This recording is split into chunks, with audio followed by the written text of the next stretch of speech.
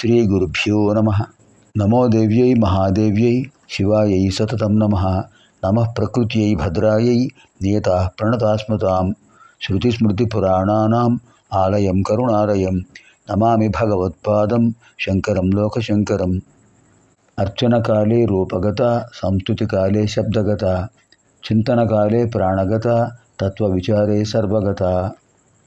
శక్తికూటంలో ఖాది మంత్రాల్లో మనం అధ్యయనంలో ఉన్నాం. ఇప్పుడు 48వ శ్లోకంలో 4 మంత్రాలు ఉన్నాయి. కామేశ్వర ప్రణయిని, కామేశ్వర విలాసిని, కామేశ్వర తపస్సిద్ధి, కామేశ్వర మనఃప్రియ. ఇవన్నీ ఖాది మంత్రాలు కదా, అంతేదాన్ని కామేశ్వర నామంతో వస్తున్నాయి. కామేశ్వర ప్రణయిని, కామేశ్వర విలాసిని, కామేశ్వర తపస్సిద్ధి, కామేశ్వర మనఃప్రియ. కామేశ్వర ప్రణయిని ప్రథమం, కామేశ్వర విలాసిని ద్వితీయం, కామేశ్వర తపస్సిద్ధి తృతీయం, కామేశ్వర మనఃప్రియ చతుర్థం. చతుష్పది అయం శ్లోక. ఇక్కడ కామేశ్వర ప్రణయిని. ప్రణయిని అంటే శంకర్ల వారు ఎంత అద్భుతమైన వ్యాఖ్యానం చెప్పారు భాష్యం. కామేశ్వరస్య స్వస్వరూపే పరమానందఘనేయ ప్రీతి తద్విషయభూత ఇత్యర్థః. కామేశ్వరుడు, ఆ పరమేశ్వరుడు ధ్యానంలో అద్భుతమైన ఆనందాన్ని పొందుతుంటాడు. కామేశ్వరి అమ్మవారు కూడా ధ్యానం చేస్తూ ఆత్మానందాన్ని పొందుతుంటారు. అలాంటి విశేషమైన ఆత్మానందదాయిని అమ్మవారు. అంతేతనే కామేశ్వర ప్రణయిని. కామేశ్వరుడికి అద్భుతమైనటువంటి పరమానంద తత్వాన్ని, ఆ ఆనంద అనుభూతిని ఇచ్చేటటువంటి శక్తి స్వరూపిణి అమ్మవారే.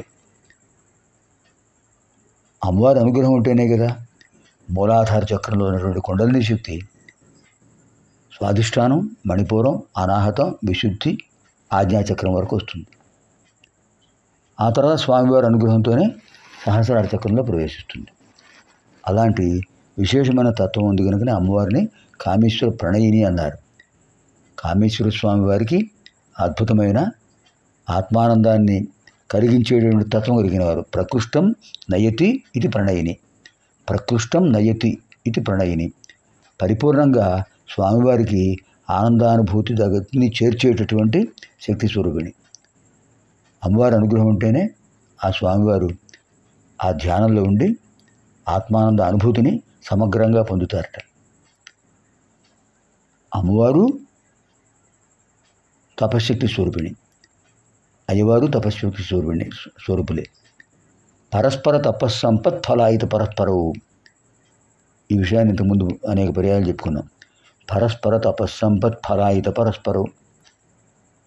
పార్వతీదేవి కోసం పరమేశ్వరుడు తపస్సు చేశాడు, పరమేశ్వరుడు కోసం పార్వతీదేవి తపస్సు చేసింది. పరస్పర తపస్సంపత్ ఫలాయిత పరస్పరవు.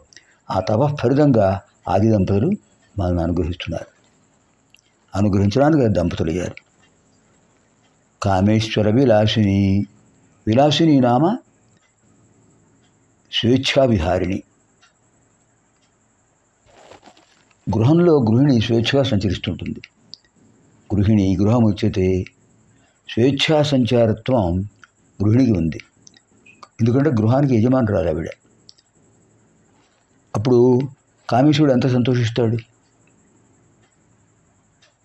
కైలాసం అంతా కూడా అమ్మవారి విశేషమైన అనుగ్రహంతో ఉండేది. శివపరివారం అంతా కూడా అమ్మవారి అనుగ్రహంతో వృత్తి పొందుతూ ఉంటారు. మరి అలాంటి విశేషమైన కామేశ్వర విలాసం అమ్మవారిలో ఉంది. కామేశ్వరుడికి విలాసాన్ని కల్పిస్తున్నారు. అమ్మవారు విలాసిని. అమ్మవారు విలాసిని గనుకనే స్వామివారికి విలాసాన్ని ఇస్తున్నారు. విలాసిని అంటే స్వేచ్ఛా ప్రవర్తన. ఆయన పరమపురుషుడు, ఆమె ప్రకృతి స్వరూపిణి. ఇద్దరూ స్వేచ్ఛగా ప్రవర్తించేవాళ్ళే. ఇంకోటి ఏంటంటే ఈ మంత్రంలో సందేశం, ఒక గృహంలో గృహిణి గృహస్థుడు ఇద్దరు కూడా సమన్వయంతో ప్రవర్తించినట్లయితే అది విశేషమైన విలాసం అవుతుంది. సౌభాగ్యానికి విలాసం అది. సౌభాగ్య విలాసం అవుతుంది, విలాసవంతం అవుతుంది ఆ జీవితం, ఆ కుటుంబం, ఆ జీవితం కూడా. అంటే అమ్మవారు కామేశ్వర విలాసిని. కామేశ్వర స్వామి వారికి విశేషమైన విలాసాన్ని, స్వేచ్ఛా ప్రవర్తనను అనుగ్రహించే శక్తి స్వరూపిణి అమ్మవారు. కామేశ్వర తపస్సిద్ధి. కామేశ్వరుడు తపస్సు చేశాడు, తపస్సు సిద్ధి పొందాడు. ఏమిటి అది సిద్ధి? ఏంటి? పరమేశ్వరిని అర్ధాంగిగా చేసుకోవడమే సిద్ధి. అదే కదా పరస్పర తపస్సంపత్ ఫలాయిత పరస్పరం. ఆయన తపస్సు ఫలించింది. ఎలా ఫలించింది? పరమేశ్వరి అర్ధాంగి అవడంతో ఫలించింది. అంచేత కామేశ్వర తపస్సిద్ధి. అంతేకాదు, ఇంకో విశేషం ఉంది. పార్వతీ పరమేశ్వరులను ఏకరూపులుగా అర్ధనారీశ్వర తత్వంగా ఎవరైతే భావిస్తారో, ధ్యానిస్తారో ఆ కుటుంబం విశేషమైన ఆనందానుభూతితో ఆదర్శమైన కుటుంబం అవుతుంది. ఎటువంటి ఎడబాటు ఉండదు ఆ దంపతులకు. అది ఈ మంత్రం యొక్క ప్రభావం. కామేశ్వర తపస్సిద్ధి. కామేశ్వర స్వామి వారికి తపస్సిద్ధిని ఫలింపజేసిన వారు, తపస్సును ఫలింపజేసిన వారు అమ్మవారు.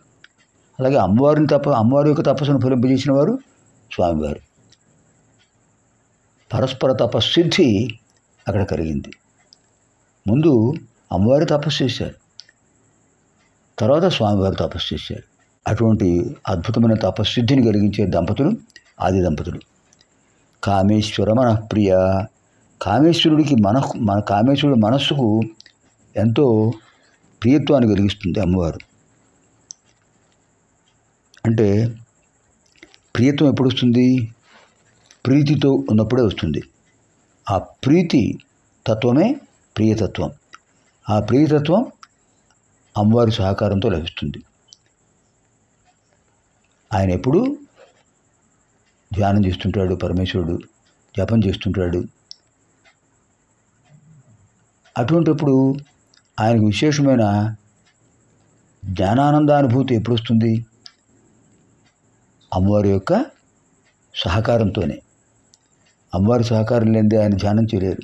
గృహిణి సహకరిస్తేనే గృహస్థుడు పూజా కార్యక్రమాలు కానీ, మరి పారాయణ విశేషాలు కానీ, జపతపాలు కానీ చేయగలడు.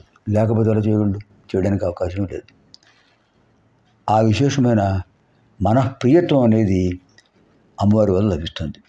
కామేశ్వరుడికి మనస్సుకు ప్రియత్వం కలిగించేవారు కనుక కామేశ్వర మనఃప్రియ. గృహస్థుడికి ప్రియత్వాన్ని కలిగించేది గృహిణి, గృహిణికి ప్రియత్వాన్ని కలిగించేవాడు గృహస్థుడు. పరస్పర సహకారంతో ఆ కుటుంబం ముందుకు సాగుతుంది. అంటే మానవ జీవితంలో ఒక విశేషమైన పారమార్థిక తత్వాన్ని ప్రతి మంత్రంలోనూ తెలియజేస్తున్నారు వ్యాసులు గారు. అలాంటి విశేషమైన మంత్రం కామేశ్వర మనఃప్రియ. ఓం ఐం హ్రీం శ్రీం కామేశ్వర ప్రణయిన్యై నమో నమః. ఓం ఐం హ్రీం శ్రీం కామేశ్వర విలాసిన్యై నమో నమః. ఓం ఐం హ్రీం శ్రీం కామేశ్వర తపస్సిద్ధయే నమో నమః. సిద్ధ్యై సిద్ధయే. చతుర్థి విభక్తిలో వికారాంత స్త్రీలింగంలో చతుర్థి విభక్తి 2 రూపాలు ఉన్నాయి. మత్యై మతయే, మత్యై మతయే, మతిభ్య. అలాగే ఇక్కడ సిద్ధ్యై చెప్పచ్చు, సిద్ధయే అని చెప్పచ్చు. ఓం ఐం హ్రీం శ్రీం కామేశ్వర తపసిద్ధ్యై నమో నమః. ఓం ఐం హ్రీం శ్రీం కామేశ్వర మనఃప్రియాయై నమో నమః. సర్వేభ్యः శ్రీదేవ్యాः అనుగ్రహప్రాప్తిరస్తు. పునర్మిలామः ఆగామిని కార్యక్రమే.